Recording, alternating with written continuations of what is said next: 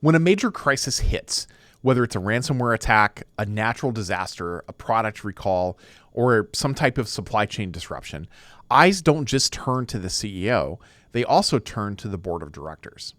In these moments, the board can be the difference between a steady hand that's guiding the organization or a group that unintentionally complicates the response. The challenge: boards often struggle to know exactly what their role should be or is in the company's crisis management plans. Are they there to make decisions? Are they there to back management? Are they there to protect their reputation and their shareholders? The answer, of course, is all of the above, but with clarity about what their role is and the boundaries that they should be honoring. And that's what we're going to unpack today. I'm Bryan Strawser, Principal and Chief Executive here at Bryghtpath, and this is the Managing Uncertainty podcast. Today, we're talking about the role of the board of directors during a crisis. What responsibilities do they carry? How can they best support management? And where do boards sometimes stumble? Let's get into it. First and foremost, when we think about crisis management with the board, we're thinking about a governance issue. Standards like ISO 22361 and others emphasize governance as a cornerstone of effective crisis leadership. And regulators like FFIEC for financial institutions here in the US are pretty clear. The board has the ultimate accountability for ensuring that resilience frameworks and programs are in place. So what does that mean in practice? Well, it means three things. First is about governance and oversight. The board must ensure that the organization has a tested crisis management framework and plan that has been properly resourced and aligned with the enterprise risks of the organization. Second, the board is responsible for strategic alignment. The board should always be asking, does our crisis posture match our risk appetite? Are we ready for the kinds of disruptions that we think would threaten our strategy, our ability to achieve our strategic objectives? And third is about stakeholder assurance. A visible, engaged board sends a clear message to investors, regulators, and customers that leadership is serious about managing uncertainty, about truly being prepared for those risks. Now, here's where boards often wrestle with this issue, and that is how to support management without the board becoming an operational entity, which is not why boards exist. In a crisis, the CEO and the executive team, with whatever crisis management team that they have put into place, are running the response. The board's role here is to support, not second-guess decisions. That means that they must trust and empower management, not to take over the playbook. They should be backing leaders who are in the arena. The second is to enable resources. They're there to approve funding, reinforce priorities, and ensure that crisis teams have the tools and resources that they need. In most organizations, there's some level of spend, capital or expense, or resource allocation that needs to be approved by the board. This is where the board has a tactical decision to make around, do I want to approve this ransomware payment, for example?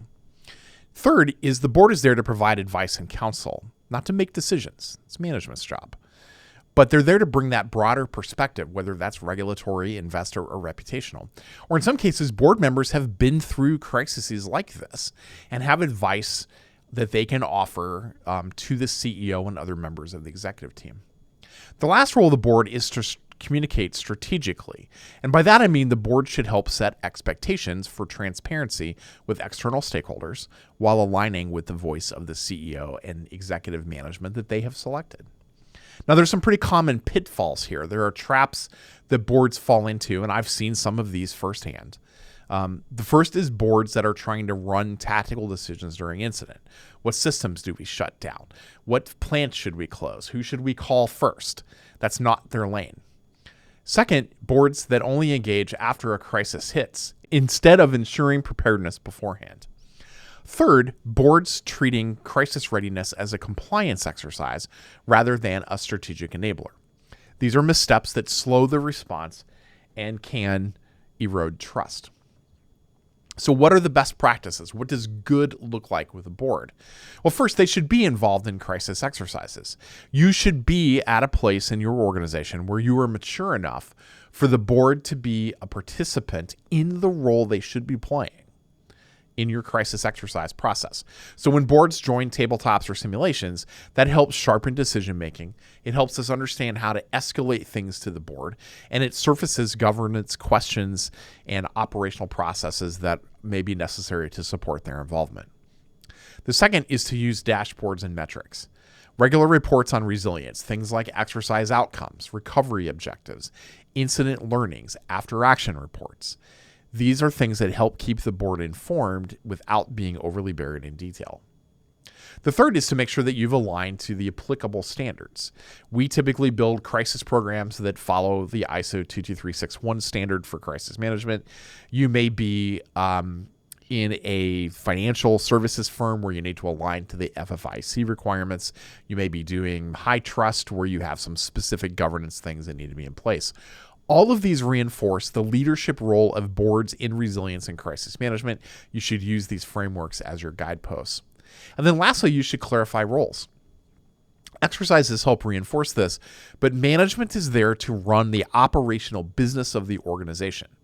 The board is there for oversight and governance, making sure you have available resources and maintaining external confidence.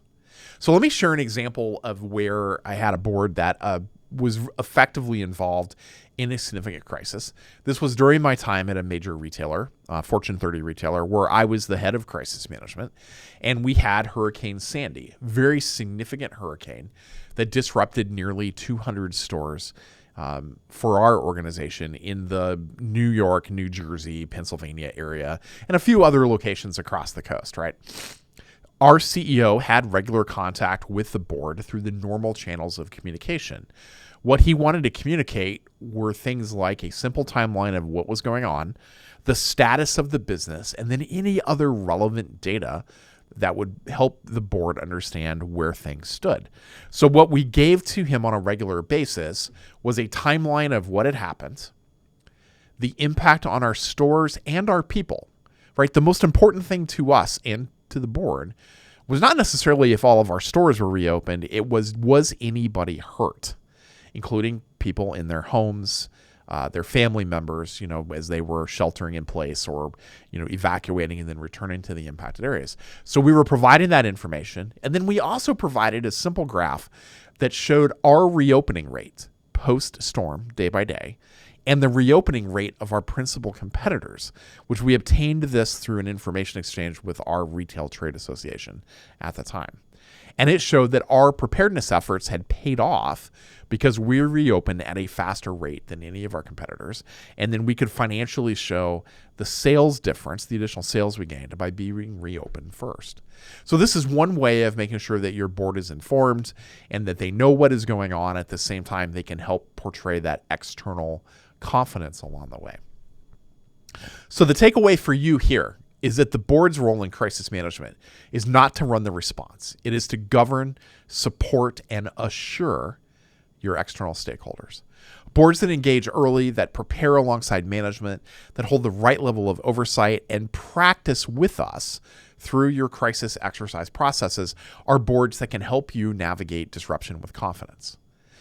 That's it for this edition of the Managing Uncertainty podcast. I'll be back next week with another new episode. Be well. Thanks for watching our video. To learn more about how to manage uncertainty and disruption in your organization, be sure to like, follow, and subscribe to our video channel. And here are a few more videos that we've selected that will help you learn more about business continuity, crisis management, and crisis communications.